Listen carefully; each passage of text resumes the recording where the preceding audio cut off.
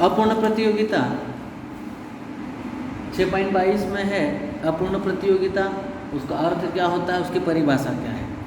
जब बाजार में पूर्ण एवं स्वतंत्र प्रतियोगिता नहीं हो, अर्थात न तो क्रेता और न ही विक्रेताओं की बड़ी संख्या हो, न ही उन्हें बाजार का पूर्ण ज्ञान हो, भिन्न भिन्न भागों में वस्तु का मूल्य भिन्न भिन्न हो, कोई विक्रेता या विक्रेता मूल्य को प्रभावित करने की स्थिति में हो तथा उत्पत्ति के साधनों में पूर्ण गतिशीलता नहीं हो, तो इसे अपूर्ण प्रतियोगिता की स्थिति कहा जाता है। बेटा देखो, पूर्ण प्रतियोगिता क्या? बाजार में बायर्स नहीं आए, सेलर्स नहीं है, पूर्ण प्रतियोगिता होगी। एक ही बाजार में वस्तु का अलग अलग मूल्य है,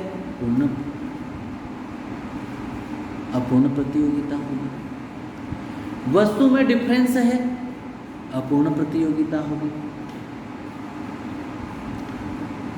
जो उत्पत्ति के साधन है वो गतिहीन है, गतिशील नहीं है, तब भी अपूर्ण प्रतियोगिता होगी। श्रीमती जॉन रॉबिन्सन कहती है कि जब बाजार में पूर्ण प्रतियोगिता की कोई भी दशा नहीं पाई जाए तो इसे अपूर्ण प्रतियोगिता कहा जाता है। जहाँ पर पूर्ण प्रतियोगिता के गुण ना हो उसे अपूर्ण प्रतियोगिता के नाम से जाना जाता है। वह प्रतियोगिता जहाँ पर पूर्ण प्रतियोगिता के गुण विद्यमान ना हो वहाँ पर अपूर्ण प्रतियोगिता हो। जबकि प्रोफेसर बेनहम कहते हैं जब बाजार में क्रेताओं तथा विक्रेताओं को इस बात का पूर्ण ज्ञान नहीं हो कि दूसरे विक्रेता वस्तु को किस मूल्य पर बेचने के लिए तैयार है तो इसे अपूर्ण प्रतियोगिता कहते हैं। जब क्रेता और विक्रेता को यही बात ना पता हो कि जो दूसरा क्रेता और विक्रेता है वो वस्तु को किस मूल्य पर बेच रहे हैं या किस मूल्य पर बेच सकते हैं, वो स्थिति अपूर्ण प्रतियोगिता की स्थिति कहलाती है। जब क्रेताओं को या विक्रेताओं को एक दूसरे के बारे में या मार्केट का ज्ञान ना हो उस स्थिति में अपूर्ण प्रतियोगिता ही होती है। जब उन्हें नॉलेज होगा तो वो पूर्ण प्रतियोगिता हो जाएगी, जब उन्हें नॉलेज नहीं होगा तो वे अपूर्ण प्रतियोगिता में आएगा। प्रोफेसर लर्नर कहते हैं अपूर्ण प्रतियोगिता उस स्थिति को कहते हैं जब विक्रेता की वस्तु की मांग वक्र रेखा गिरती हुई दशा में हो। जो विक्रेता हो उसकी जो वस्तु है उस वस्तु का मांग का जो वक्र है वो नीचे की ओर गिरता हुआ दिखाई दे, वो अपूर्ण प्रतियोगिता कहलाता है।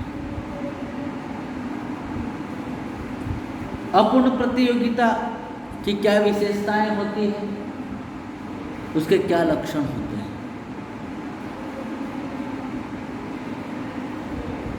क्रेताओं तथा विक्रेताओं की सीमित संख्या।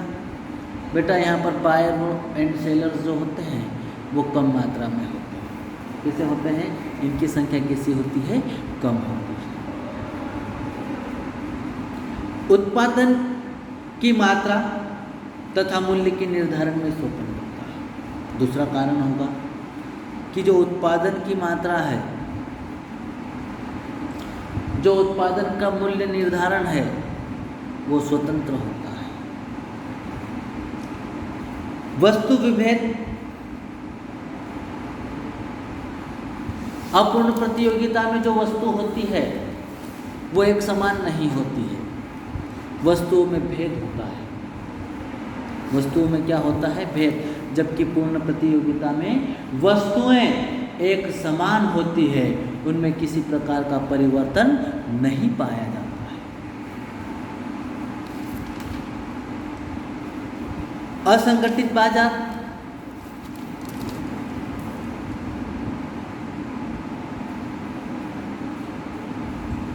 कुछ सामाजिक, कुछ राजनीतिक और कुछ भौतिक अवरोधों के कारण बाजार पूर्णतः संगठित नहीं हो पाता है। जब बाजार संगठित नहीं होगा तो उसे अपूर्ण प्रतियोगिता का नाम देंगे।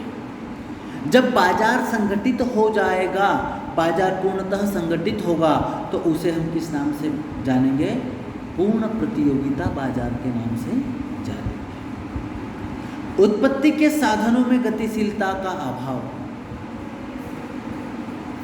जो उत्पत्ति के साधन हैं वो गतिशील नहीं होते हैं, तब उत्पत्ति के साधनों को हम गतिशीलता में न देखकर ये कह सकते हैं कि जो बाजार है ये अपूर्ण प्रतियोगिता का बाजार है। मांग की वक्र लोचदार ना। पूर्ण प्रतियोगिता प्रत्येक फर्म की मांग की वक्र रेखा लोचदार होती है। जो मांग की लोच होती है ना, जो मांग के वक्र की रेखा होती है वो लोचदार होती है, उसमें लोच होती है।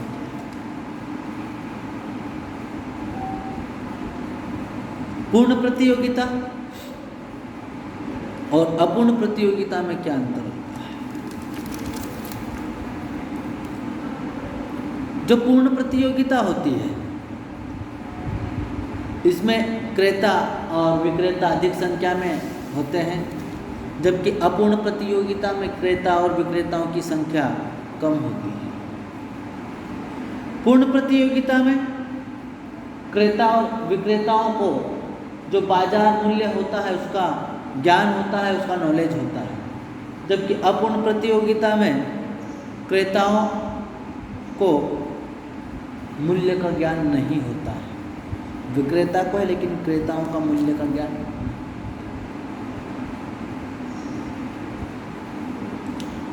पूर्ण प्रतियोगिता में बाजार में एक ही समय में एक ही वस्तु का एक ही मूल्य होता है।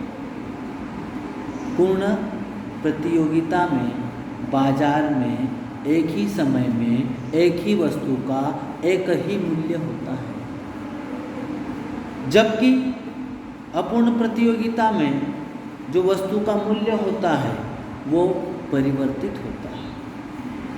एक ही समय में एक ही वस्तु का जो मूल्य होगा वो क्या होगा? भिन्न भिन्न।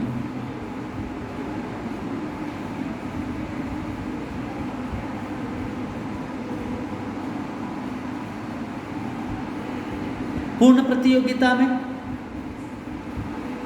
जो क्रेता और विक्रेता है उनके बीच में स्वतंत्र रूप से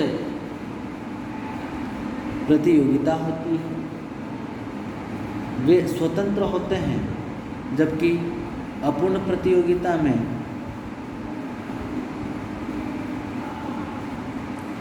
क्रेता और विक्रेताओं में प्रतियोगिता नहीं होती है। पूर्ण प्रतियोगिता में जो वस्तु होती है, वस्तुओं की जो इकाइयाँ होती है, उसमें किस्म, रंग और रूप गुण ये एक समान होते हैं, जबकि अपूर्ण प्रतियोगिता में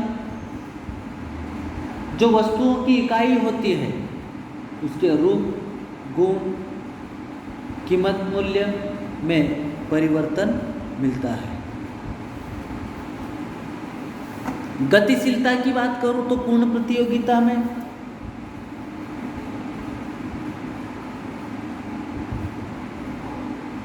जो उत्पत्ति के साधन होते हैं वे गतिशील होते हैं,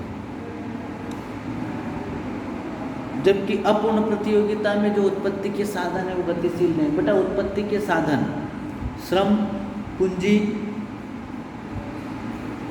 भूमि, ये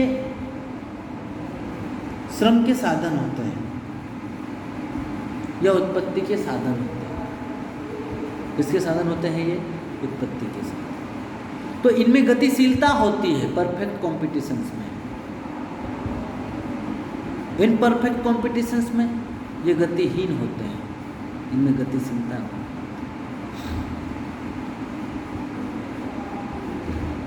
पूर्ण प्रतियोगिता काल्पनिक स्थिति होती है,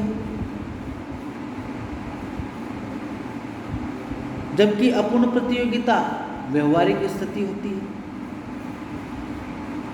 पूर्ण प्रतियोगिता में वस्तु की मांग पूर्णतः लोचदार होती है, जबकि अपूर्ण प्रतियोगिता में यह पूर्णतः लोचदार नहीं होती है।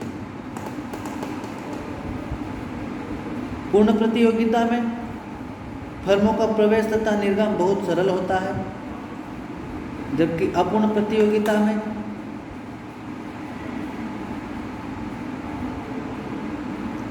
प्रवेश तथा निर्गमन सरल नहीं होता है। मूल्य निर्धारण पूर्ण प्रतियोगिता में मूल्य का निर्धारण संभव नहीं है, क्योंकि वस्तु की मांग तथा पूर्ति के संतुलन द्वारा मूल्य का निर्धारण होता है, और इसमें कुछ वस्तुओं की कीमत पर बनावटी नियंत्रण रहता है। ये परिवर्तन डिफरेंस था, ये अंतर था पूर्ण प्रतियोगिता और अपूर्ण प्रतियोगिता।